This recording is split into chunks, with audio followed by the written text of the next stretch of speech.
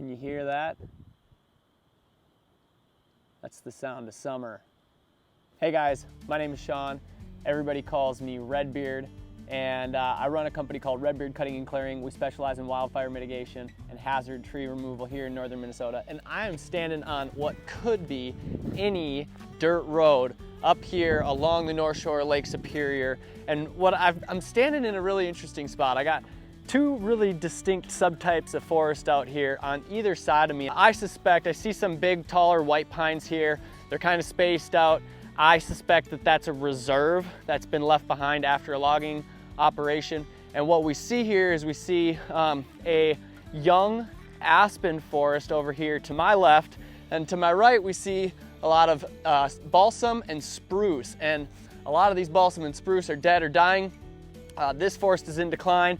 This is a young forest, but there are tons and tons of aspen trees over here in this forest to my left. All right, let me show you what we got going on here. Behind me, this is a spruce and balsam stand with some larger white pines in it.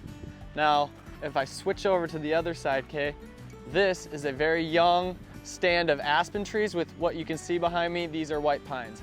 Now, the reason why these two species of trees came up is because they both make really thick canopies, and that's nature's way of protecting the soil from being scorched by the sun.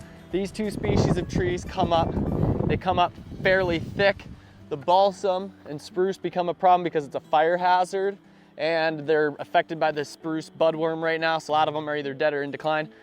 This aspen forest over here needs to be thinned and reduced because these trees are gonna grow fast, they're gonna go brittle, and when any one of these trees gets taller than the rest, it's gonna face threats from storms, the tops are gonna break out, the tree's gonna go in decline. These trees are not gonna grow very wide, they'll grow tall.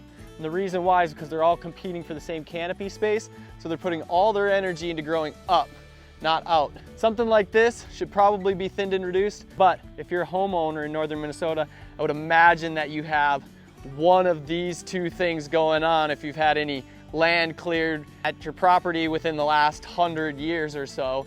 You probably got one of those two issues going on. So what we would do, we would come in, we would do a selective harvest, and we would do a thinning and reduction. Main thing for this side, ladder fuel reductions for wildfire mitigation purposes. Main thing on this side would just be doing thinning and reducing to allow the healthiest, most mature trees survive, so that way they can build up a healthy canopy, they can get a little bit of resilience from the storms, they become more robust more robust, am I saying that right?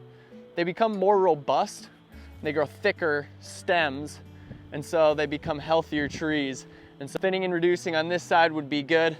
On this side, a little bit of ladder fuel reduction, which just means taking care of all of the dead or dying balsam and spruce trees. We can help you out with those projects. If you've got either of these things going on in your property and you need some help, check us out on the web, redbeard.work, fill out the form, and I'll give you a call. All right guys, talk to you soon.